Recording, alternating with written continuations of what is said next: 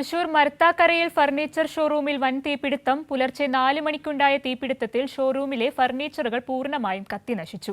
അതേസമയം ഷോർട്ട് സർക്യൂട്ടാണ് തീപിടുത്ത കാരണമായി ഫയർഫോഴ്സ് ചൂണ്ടിക്കാട്ടുന്നത്.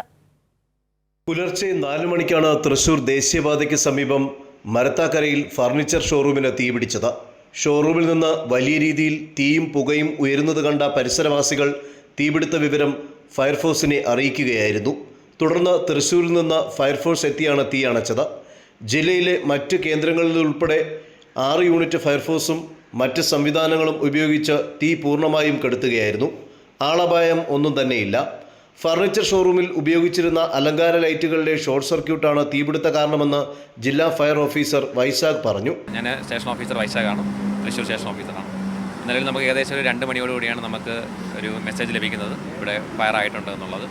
അപ്പോൾ നമ്മൾ ആ സമയത്ത് തന്നെ തൊട്ടടുത്തുള്ള ഏകദേശം 6 യൂണിറ്റുകളെ നമ്മൾ അറിയിച്ചു. ചാലക്കുടി, പുതുക്കാട്, ഇരിങ്ങാലക്കുട, വടക്കാഞ്ചേരി, പിന്നെ തൃശ്ശൂരിൽ നിന്നുള്ള വാട്ടർ ബ്രൗസർ ഉണ്ടായിരുന്നു.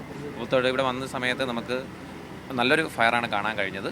അപ്പോൾ ആ ഫയർ നമ്മൾ 3 സെക്ടറായിട്ട് ഡിവൈഡ് ചെയ്യുകയും ഒരു സെക്ടറിൽ ഒരു പോയിന്റിൽ 2 വാഹനം വെച്ച് വർക്ക് ചെയ്യുകയും ഏകദേശം 70,000 ലിറ്ററോളം വെള്ളം ഉപയോഗിച്ചിട്ടാണ് നമ്മൾ തീ 2 മണിക്കൂർ കൊണ്ട് നിയന്ത്രണ വിധേയമാക്കിയത്. 40ഓളം ജീവനക്കാരും ഉണ്ടായിരുന്നു.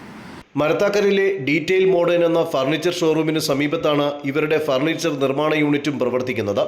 കൂടാതെ ഷോറൂമിന് സമീപത്തായി നിരവധി ആൾതാമസമുള്ള വീടുകളുമുണ്ട്.